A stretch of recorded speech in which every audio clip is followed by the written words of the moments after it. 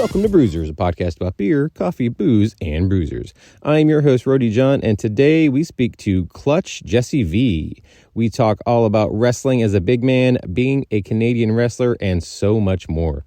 This is such a great conversation. I love talking to other wrestlers in other countries because you get to find out, we know how the American wrestling scene works for the most part, but we always heard the problems they had going over to Canada or Canadians coming over to America. So we definitely get into that with Jessie. So bear with us for a minute. But first, make sure to sign up for our newsletter. It comes out twice a week. You get even more information about our guests. You get fun facts, and you get to find out what's happening with your favorite podcast, all about beer, coffee, booze, and bruisers. So without further ado, here is Clutch Jessie V.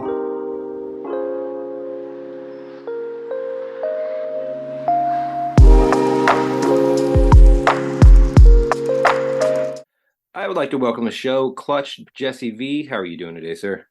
Not too bad, man. How are you? I'm doing well. So for those listening right now, kind of paint us a word picture. Where are you at? What are you doing? What's going on around you? Yeah, man. So I'm located in Toronto, Ontario, Canada. I am a pro wrestler who you can find, all over Canada and in mostly the Midwest of the States. Other than that, I'm just making my way around and getting my name known. There you go. Yeah, my brother actually lives out in Brantford, so he was outside of Toronto, so he's not too far from you. Yeah, he's Wayne Gretzky's town. Oh, is that Wayne Gretzky's town? Yeah. Good to know. I've been to his, I guess, winery and distillery. It was very nice. Yeah, he's got some. We use his. So outside of wrestling, as you know, we all have to have jobs. True. So I'm the general manager of 4 bars and restaurants. Oh. So I use a bunch of his salted caramel liqueurs and stuff. Yeah, for cocktails. People love that stuff. Yeah, it's good. Yeah. Well, so I mean, we could obviously talk about liquor all day, but I think people want to hear about you talk about wrestling for now. So, what is your earliest memory of pro wrestling?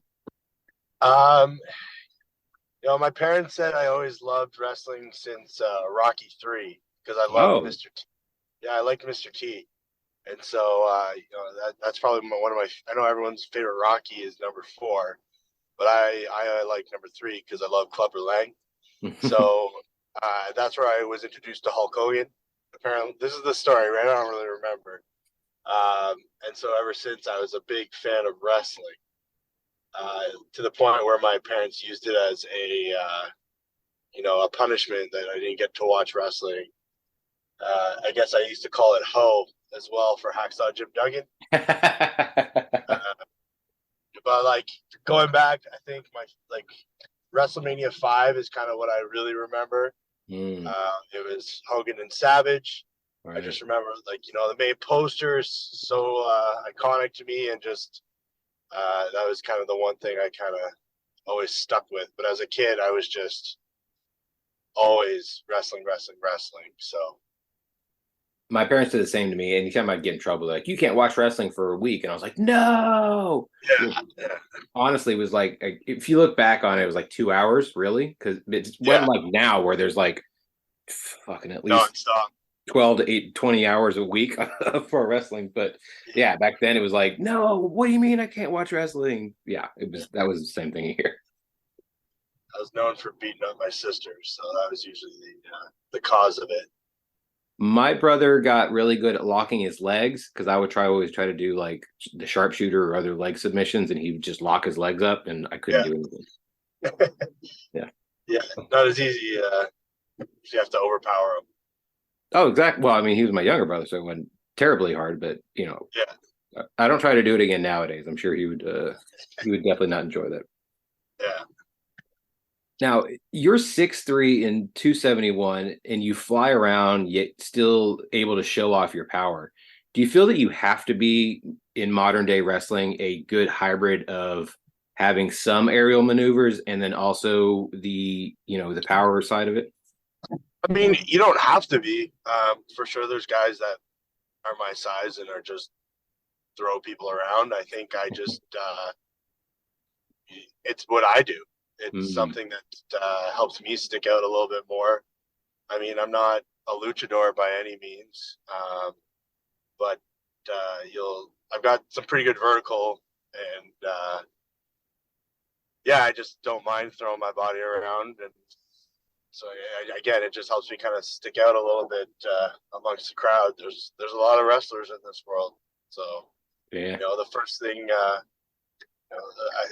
watching wrestling growing up, the first thing you notice is what they look like. So I try and make sure that I keep a presence, and then you got to keep them entertained by what I'm telling them in the ring. So Yeah, I think we didn't really see the big men flying until obviously like the Undertaker would do that, tope over the top. And then, obviously later, like even nowadays, we have guys like Lance Archer or Lance Hoyt, however you know him, walking the ropes and doing all kinds of stuff. And then I do think, like you said, there are that almost divide when it comes to the big guys. It's like they're either going to be the hybrid of able to do both, or they're just going to be the big man because I mean, obviously, there's the Vince McMahon passing the airport test. If you're walking through an airport and people take notice, then people are going to take notice no matter where you are.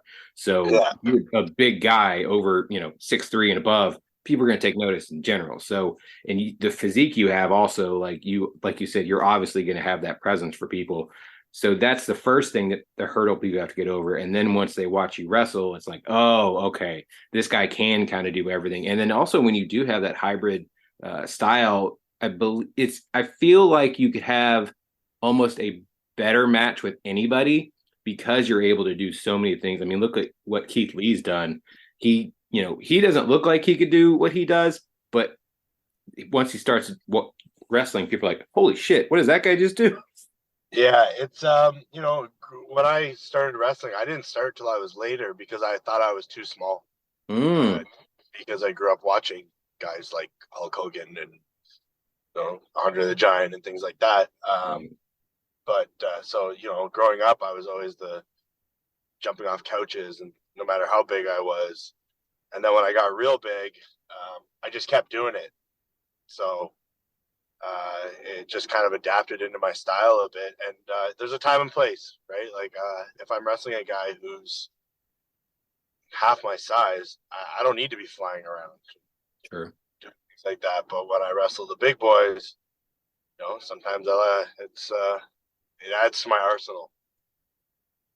No, that definitely makes sense. I mean, there are obviously, I mean, you see what AEW's been doing with people chanting meat with the big guy matches, but it does help, I think, a little extra when it's not just, can the other guy get the other guy off his feet? It's two big guys. Like you add that extra little bit to it, and it's kind of takes it to the next level. Yeah, it's you got to tell the right story, and I really believe that. So it's again time and place. That's what I believe in. That's awesome. Well, what is your athletic background? So growing up, I played football, rugby, bit of basketball, and like soccer. Mm-hmm. But I mean, even I was a chubby kid, and I was still on the track team. So I never really stood out in any of them. I just was good enough to be on the teams. Football I did pretty well in because I was big and fast. But in Canada, man, it's not. The CFL is not somewhere like the CFL players. There's some good football players in there, but they were my substitute teachers growing up, so it just wasn't the path I wanted to take. Going to the States, I wasn't willing to go in the hole, so I just stopped my football career, and I took on some other things in life that led me to finally getting my goal of wrestling. Well, that's the thing. Is like you mentioned that you've been watching it since you don't even remember when. That's how long. When you finally decided, okay, I'm either going to do this or I'm not. Like, what was the deciding factor for you that was like, okay, I've got to actually do this? Yeah. So my story is a little different than everyone else. It's not like, hey, I'm going to go do this. It was being a fan of wrestling. I always loved watching it. My now wife, I brought her into wrestling, and the school that I train at still to this day, I use their ring to propose to my wife. Whoa. Yeah, it was kind of a funny, like, I needed to set her up somewhere where she didn't know it was coming.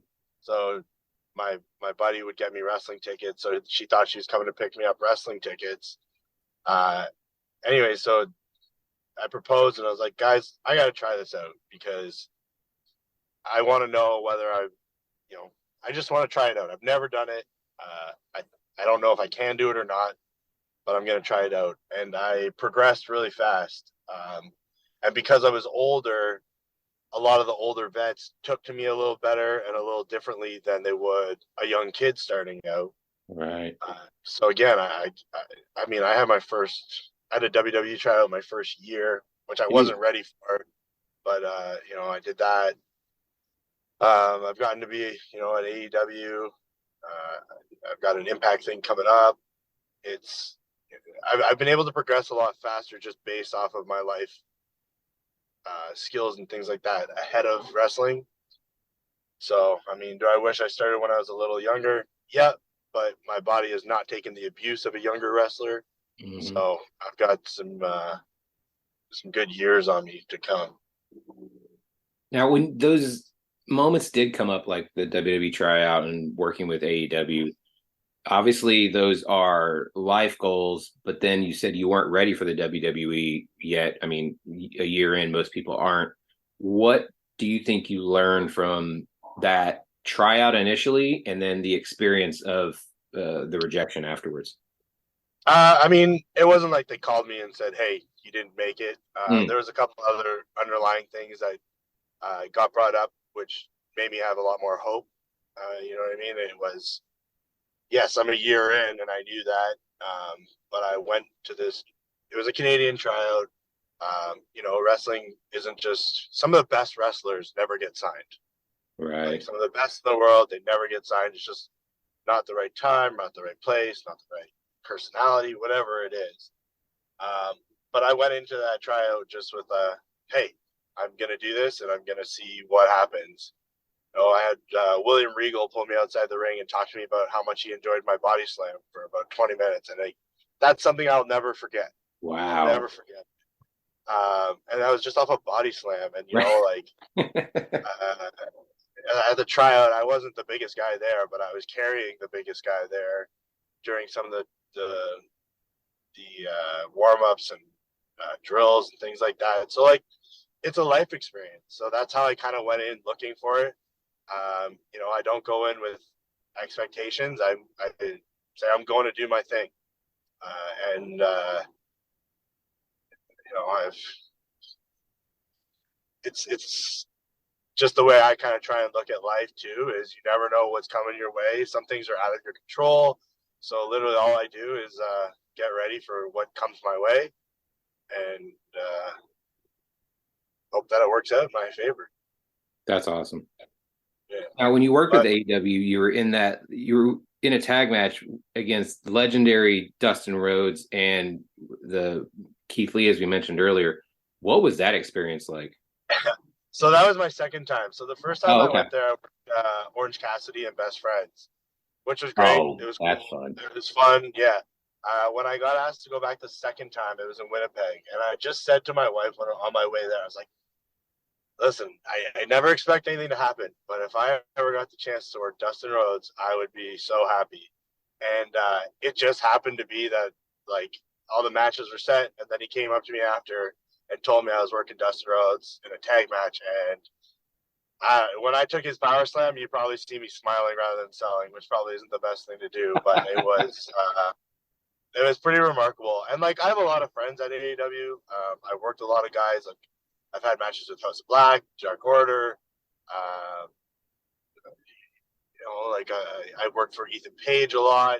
Mm. Daniel Garcia pretty well. And it's just like